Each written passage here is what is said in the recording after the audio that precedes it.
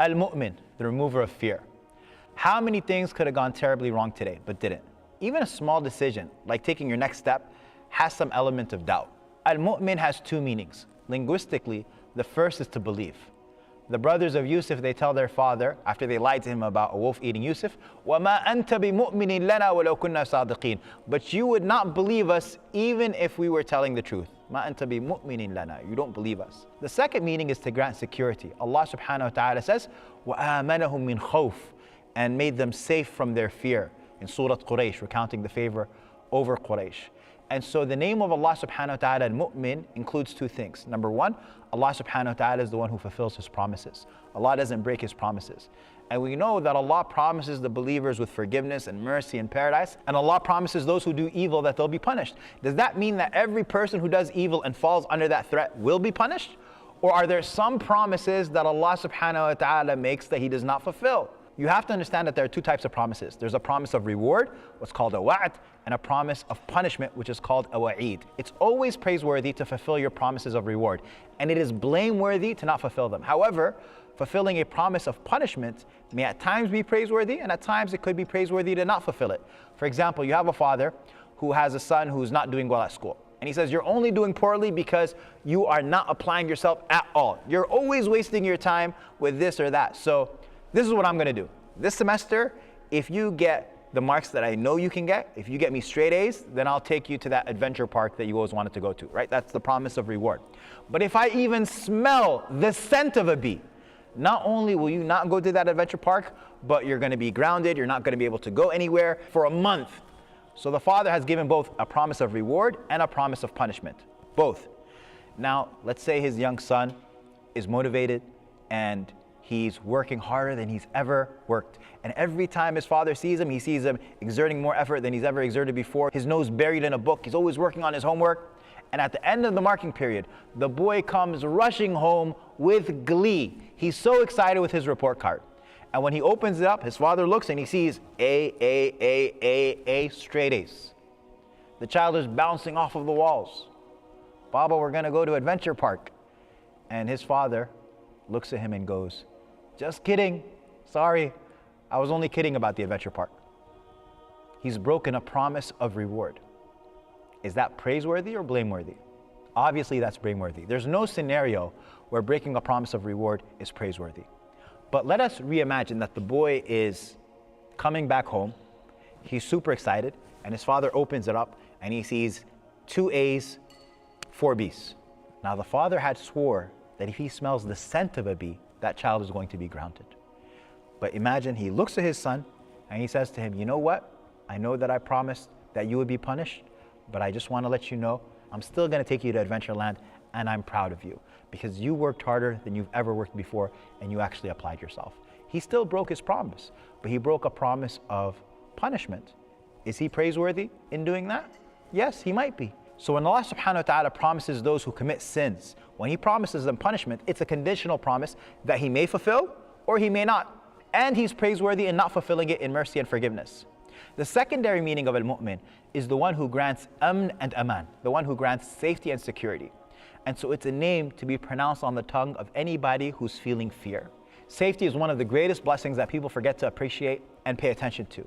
And yet, were it to be removed from any society would cause massive displacement and relocation. The Prophet ﷺ says, whoever of you wakes up safe in their dwelling, healthy in their body, with enough food for today, then it's as if they have the world rolled out for them. The hadith is in Tirmidhi. So after waking up, the Prophet ﷺ mentions the blessing of safety. Everything else that we do, everything that we gather is useless without safety. War is the great negator. I am from Sudan, and in the past year, the city of Khartoum has been emptied out by war, an image that in my wildest dreams I could never have imagined. There was a time in my life growing up that I thought, and I would have believed 100%, and I had reason to, that Khartoum was the safest city in the world. Giving rides to strangers in your car in a city that large was normal behavior. Murders were unheard of, armed robbery almost non-existent. But when war breaks out, everyone leaves. All of the retirement projects, all of the assets, all of the homes, everything that they were building over their lifetimes or over multiple generations that they hope to pass to their children or their children's children becomes erased. and their entire existence, their dreams, their history, their families, their stories becomes enveloped by a single word: refugee, a person who's seeking refuge from violence. The gift of safety is one of the greatest gifts that we can experience.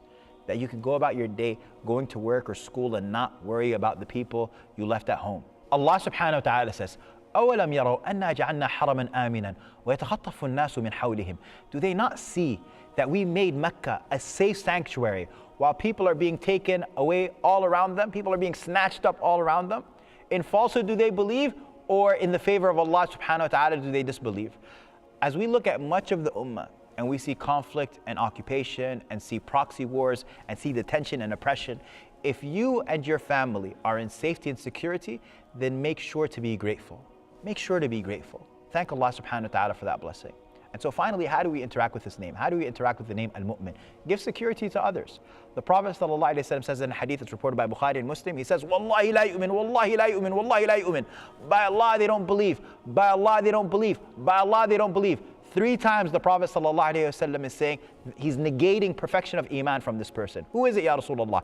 He says, الَّذِي لَا يَأْمَنُ جَارَهُ بَوَائِقُهُ. He says, the one who their neighbor does not feel, he does not ya'man, he doesn't feel safe. So the Prophet ﷺ is using similar wordings, Iman and Aman. That person who their neighbor does not feel safe from their evil.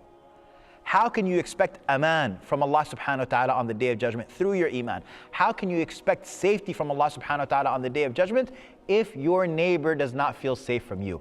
And so the Muslim neighbor is supposed to be the best neighbor. And I want you to ask yourself this question. If I were to survey the neighbors of the Muslims, our masajid, our Islamic centers, what would they say? Do they feel safe from our evil? I hope so. I don't want to bring up the negative, but a memory that always stayed with me growing up in New York was an elderly Italian woman who was a neighbor to a masjid that was just a small house. And so she lived in the house next door. And every Friday at 12 o'clock, she would go and she would guard her driveway because Muslims were going to start parking there as they tried to get to Jum'ah. And I remember one time I was walking to the masjid, I was a block away, and I could see this man, because he was rushing to Jum'ah, because the khutbah started, he actually blocked her driveway. And he got out of the car and he was rushing to and it was the moment that she had been preparing for. So she started screaming and she's like, hey, that's my driveway. And he was like, okay. And then she said, I'm gonna call the cops. And then in that moment, he became defiantly arrogant. And he said, well, call them then. And he walked into the masjid. In that moment, we failed to protect our community's neighbor from our evil. And the Prophet ﷺ said, that person does not believe. Whoever's neighbor is not safe from their evil. So if you want to experience security and aman from al-mu'min, then make sure that you grant security to others, that people feel safe from your evil.